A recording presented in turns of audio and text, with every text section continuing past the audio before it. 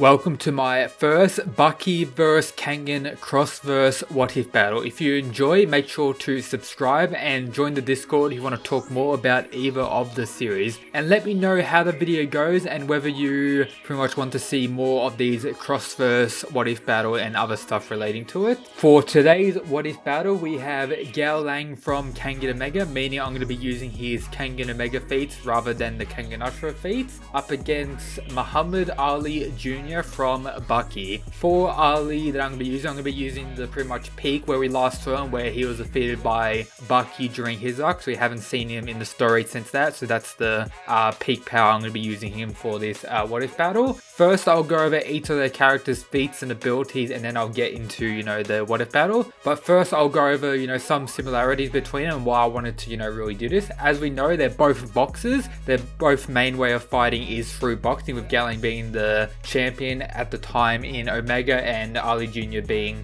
the son of Muhammad Ali and all that other stuff, of developing the Ali style boxing and everything regarding that. They both have the exact same height at 187 centimeters, being 6'1", 6'2", whatever it is, and they both weigh around the same, between 90 and 100 kilograms, so that's, a good thing to point out. Same height and pretty much weigh the same, so that's, equals out in the what-if battle and adds to the reasoning why I wanted to do this one. Let me know down in the comments some other cross-verse what-if battles you would like me to do. Some that aren't probably the stomps, because a lot of the high level or higher up strength-wise Baki characters will most likely stomp a lot of people in Kengan, but let me know some other good ones you would like me to do. But now, onto this one. So first, I'll go over each of the characters' feats. I'll start with Gaolang. So current age in Omega, I'm using the Omega feats for Gaolang. His Kengan wins is 1 win and 1 loss, and he has taken the first L against Purgatory currently in Kengan Omega. People he's defeated over his time fighting include, he has defeated Sorpang multiple times throughout the past, a fighter that's known for being very hard to knock down, with him not even being able to get knocked out by Gaolang. So he's good, or has pretty much experience going up against an absolute tank, so that's a good thing to note. He had his fight against Canada, low difficulty, and he had probably, in my opinion, the best fight in the series so far against Kanogito, extremely high difficulty, but it was mainly due to Kanogito trying to outbox Gaolang, which is pretty much what's going to happen against Ali Jr., but Ali Jr. is a boxer himself.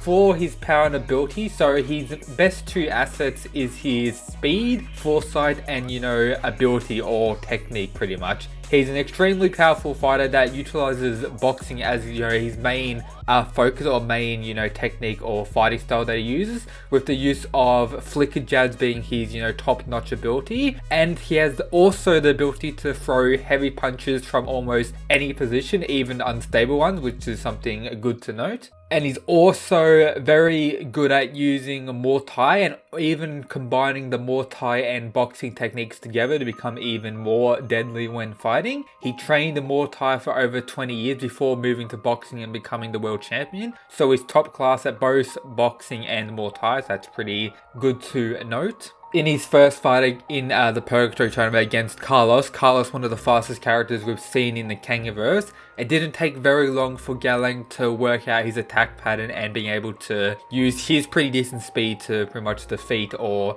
deal some real damage. Even though he was defeated by a ring out, if the fight was straight up how this fight would be, he would have destroyed Carlos. For his named technique, he has the Flash, which is him being able to fire off 13 quick jabs within a single breath, being able to cause a large amount of damage to his opponents. And then a new technique that he's used in Omega, his most powerful damage-wise technique, known as the Goglo. This was able to be unleashed thanks to his 2 years of partial training he did since breaking his arm in his fight against Kanogito, where he's able to destroy boulders with this punch, and probably one of the strongest punches we have in the series that we've seen so far. Not the strongest, but one of the strongest, and it has immense speed back behind it that Gaolang already possesses, so that's something good to note, and a very interesting attack, with Carlos not being able to dodge this attack with insane power and insane speed back behind it. So now for Ali Jr. from Baki.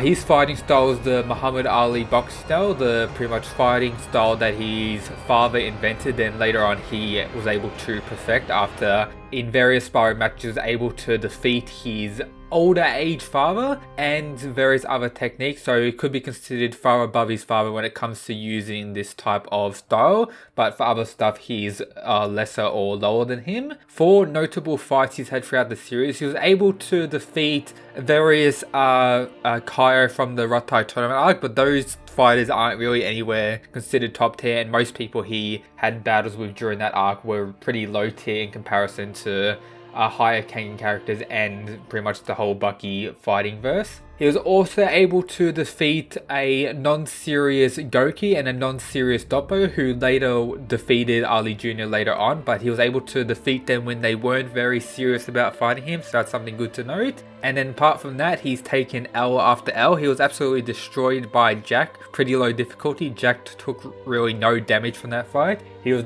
defeated by his father when his father returned, give him a beating, then later defeated by Goki and Doppo Orochi again, and then absolutely destroyed by Baki. So not very much L's, not very much dubs for our boy Ali Jr. For his ability, he possesses some of the fastest reflexes in the series and has pretty decent destructive power in comparison. His rapid footwork, which allows him to, get in random positions and pretty much dance around his opponent with his insane footwork paired with his reaction and speed, and be able to go for punches at a distance and go back for recovery and keep doing this until, no one can really happen. It's somewhat similar, or can be compared to Gaolang's flicker jabs that he likes to use throughout the matches. For his technique and power, it's stated various times throughout the series that he's able to do a pretty good decent hit on his opponent in the draw, or some very good placed attack. He's able to knock them out in a single blow, but this isn't including absolute tanks like Jack that can absolutely tank anything. Don't really need to worry about a knockout punch doing any real damage to him. He doesn't use kicks, as you know, he just uses his hands to fight, so that's where Gaolang may have the bigger advantage, being able to introduce Muay Thai into his boxing fight and switch it up whenever he needs to, while Ali Jr. tends to just stay with his Ali boxing style, with that style also involving him kicking the ground to, get more speed and become from various angles that his opponents won't expect. His most notable technique that he's used throughout the series is jab and sway back punches. So now on to the what if battle. So when it comes to raw speed and jab speed, I think Ali Jr. may have a slight advantage. This may be due to his sway away attack, with him, being able to have that insane reach. Even though they're the same height, I think Ali Jr.'s arms are a lot longer than Gaolang's, and that may give him a big advantage. And it gives him the biggest advantage in most of the fights he has, with him being able to sway back after pretty much all his punches.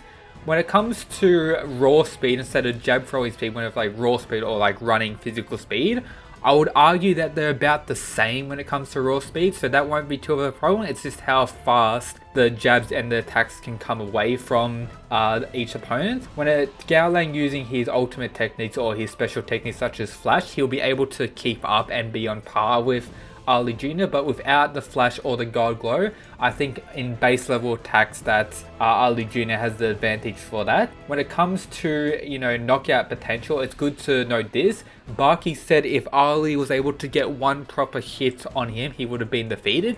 I'm not sure how much this statement is legit. It could be taken with a grain of salt with Baki, trying to make him feel better after absolutely destroying him. And based on how much stuff Baki was able to tank later on in the story, Parasite, and even prior to this, you may think this is maybe incorrect and maybe just overhyping Ali Jr., but it's something good to note.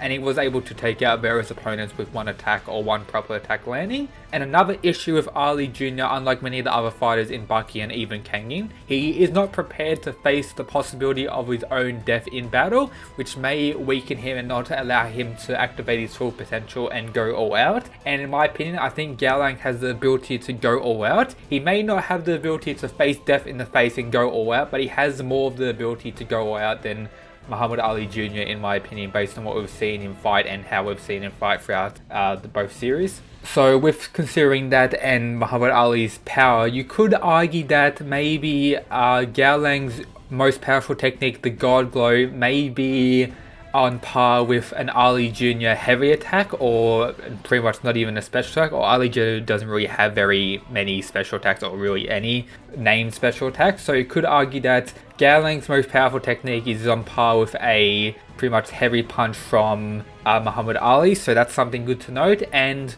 with Muhammad Ali having the higher reaction speed, he may be able to land more jabs on the early part and maybe be able to land a heavy punch. When it comes to Ali's heavy punches, I think Gaolang has enough foresight and speed to allow himself not to be hit by one of those directly, so he won't take immense damage, it won't be knocked out in one punch. So I'll probably argue around 5 heavy punches it will take to drop Gaolang. When talking about tankiness, Muhammad Ali Jr. isn't one of the most tanky fighters in the series, but he's able to tank a lot and survive a lot. This was mainly shown with his various fights that he had in a row, getting destroyed by Jack, then later on getting destroyed by Goki and Orochi, and then his father. So he's able to survive and have the willpower to continue fighting after taking all these injuries, so it may bring up his tankiness with that. But the biggest issue I think Muhammad Ali Jr. will have with this fight is when Gaolang introduces the Muay Thai into the fight, the Muay Thai and boxing, switching between, combining the two.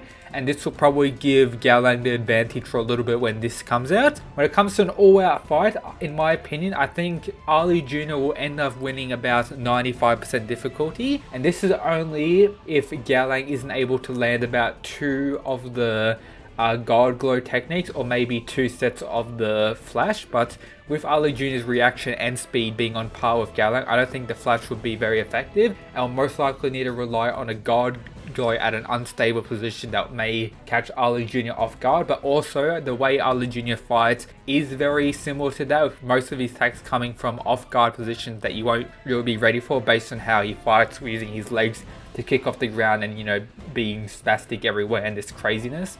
So for that, I think the fight will start off equal near the start, with Ali Jr. having a little bit of the advantage due to his reaction speed and his ability to jab faster without Gaolang using his flash. So that will give Muhammad Ali the advantage at the start. And then when Gaolang introduces the Muay Thai in boxing, that will give him the advantage for a little bit. And then he'll most likely rely on heavy blows to see who will drop first. I think due to Ali Jr.'s sway back attacking style and his faster reaction speed, he'll be able to deal more heavy attacks before Gaolang's able to deal enough guard glow attacks on him, which will give Ali Jr. a win at like 95% difficulty. While saying that, you could argue that Gaolang will win. Let me know down in the comments what you think. Do you agree with me, disagree with me? I'd love to know what your thoughts are. Let me know what if I were to do next. And that's it, guys. Peace.